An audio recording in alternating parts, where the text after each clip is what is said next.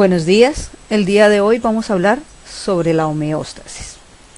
Tenemos que empezar hablando de la homeostasis como una función que cumple todo ser vivo, por la cual se puede tener mantenimiento de las condiciones del medio interno, es decir, todo lo que pasa dentro de nuestro organismo, para que los sistemas funcionen correctamente. Cuando estamos hablando de los sistemas, estamos hablando del sistema circulatorio, que como todos sabemos se encarga de transportar nutrientes y oxígeno a cada una de las células de nuestro cuerpo, del aparato respiratorio, que regula el nivel de dióxido de carbono en la sangre y el líquido extracelular, el aparato digestivo, que se encarga de absorber distintos nutrientes, el hígado, que tiene más de 50 funciones diferentes en el cuerpo, como la eliminación de numerosos fármacos y productos químicos que se ingieren con los alimentos normalmente. Las glándulas endocrinas, que como lo vimos la vez pasada, se controlan los niveles de las hormonas en sangre, y el riñón, que elimina los desechos que están disueltos en la sangre. Para que esto ocurra se requiere del proceso de homeostasis. Entonces decimos que la homeostasis mantiene la constancia dinámica del ambiente interno durante áreas de retroalimentación negativa y retroalimentación positiva. ¿Quiénes hacen esto? El sistema endocrino y el sistema nervioso, que van a regular todos los sistemas corporales, englobando signos vitales como el ritmo cardíaco, la frecuencia respiratoria, la temperatura, la presión arterial, entre otros. ¿Cómo lo hace? Lo hace con las áreas de retroalimentación negativa, es decir, hay un sensor que va a detectar todos los estímulos del ambiente. Ese sensor detecta esos cambios en el ambiente interno y puede activar un efector, ¿cierto?, que va a causar cambios de amplificación a una respuesta o de disminución de una respuesta. Para entenderlo mejor, entonces decíamos que la homeostasis regula el medio interno, que esa homeostasis se da en el líquido extracelular, es decir, en medio de las células. Decimos que hay tres tipos de homeostasis: la homeostasis reactiva, la homeostasis de respuesta anticipada y la homeostasis predictiva. Cuando hablamos de la reactiva, estamos hablando de cómo reaccionan frente a un cambio para equilibrar el cuerpo. Cuando hablamos de una respuesta anticipada, hablamos de cómo reacciona ante un mínimo estímulo para evitar que el cambio se dé. Y cuando hablamos de una homeostasis predictiva, decimos que son las reacciones antes de recibir un estímulo. Estas reacciones van a generar sistemas de feedback o sistemas de retroalimentación. Esas retroalimentaciones pueden ser positivas o pueden ser negativas. Decimos que esas permiten que el sistema no se mantenga fijo, hay una jerarquía para que estas respuestas se den y se adaptan a estímulos prolongados. Para que esta homeostasis se dé, se necesita de un sensor, de una vía aferente, de un centro de procesamiento, de una vía eferente y de un efector. Vamos a verlo. Es importante entender que para que se dé la homeostasis es necesario el estrés. El estrés como concepto no es lo que nos han dicho todo el tiempo, ¿no? Es que cuando una persona está muy nerviosa por una cantidad de trabajo, se estresa. No. El estrés es un conjunto de alteraciones que se producen en el organismo como respuesta física ante determinados estímulos repetidos, como por ejemplo el frío es un factor de estrés, el miedo, la alegría, el hambre, todo eso es estrés. Y ese estrés hace que el organismo reaccione como liberando hormonas, ¿cierto? Esa liberación de hormonas puede formar proteínas, destruir proteínas, formar la glucosa, formar grasa, generar una acción antiinflamatoria, es decir, que el sistema inmune responda, eliminar excesos de agua, retener el sodio, eliminar el potasio, incluso permitir que haya secreción gástrica para que funcione nuestro sistema digestivo. Para hacer que esto se entienda un poquito mejor, vamos a poner un ejemplo. Por ejemplo, ¿cómo hacemos para regular la temperatura corporal? ¿Listo? Realmente tenemos como opciones de estrés que la temperatura esté muy alta o que la temperatura esté muy baja. Cuando la temperatura se mantiene equilibrada, pues no se considera una acción estresante, se considera una función normal. Entonces, por ejemplo, vamos a hablar del aumento de temperatura, por ejemplo, porque tienes ejercicio prolongado o porque estás expuesto a un clima cálido.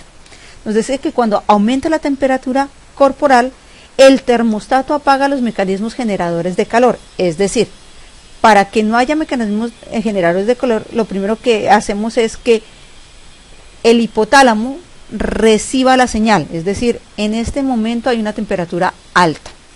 El hipotálamo manda esa señal a la hipófisis y a partir de esa señal que llega a la hipófisis se van a dilatar los vasos y eso generará que el calor se irradie y salga por la piel.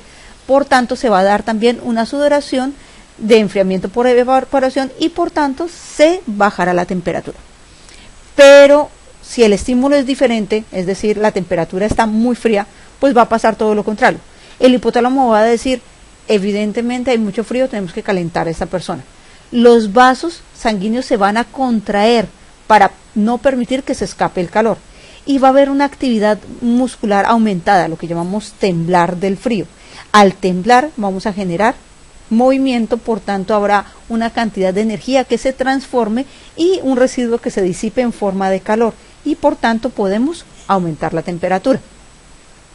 Veámoslo aquí en la siguiente gráfica. Entonces decimos, la temperatura de la piel es regulada por termorreceptores de la piel.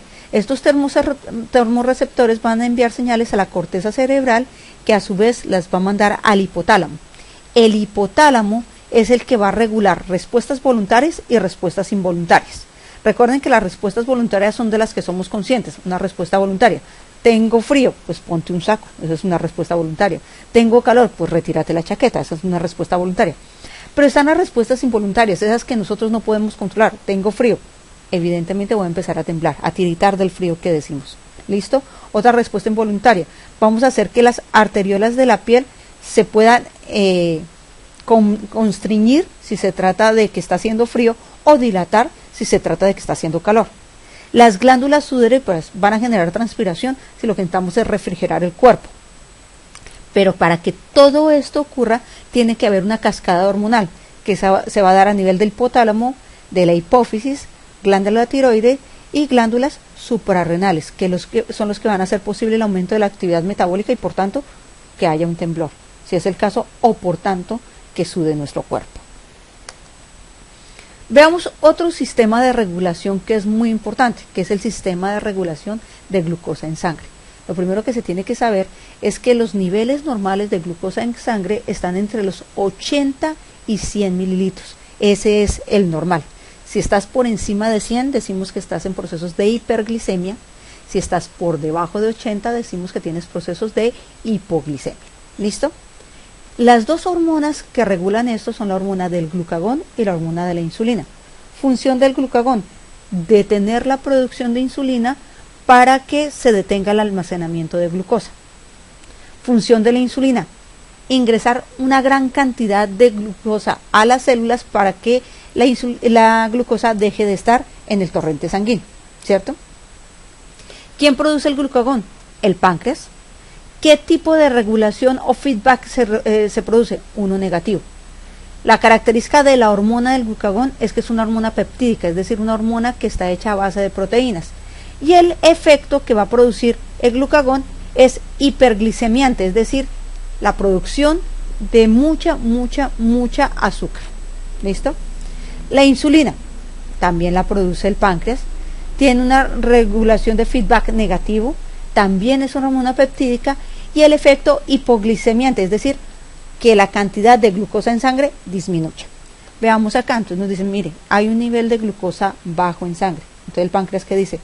Necesitamos que aumenten los niveles de azúcar, vamos a producir glucagón que se segrega por las glándulas, las células alfa del páncreas, y el hígado va a descargar una gran cantidad de glucosa en sangre porque el hígado almacena glucosa en forma de glucógeno y la puede descargar a la sangre para que se restablezcan los niveles normales.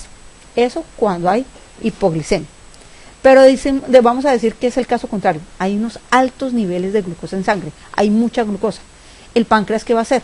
Va a secretar insulina en las células betas del páncreas, y la insulina, ¿qué va a hacer?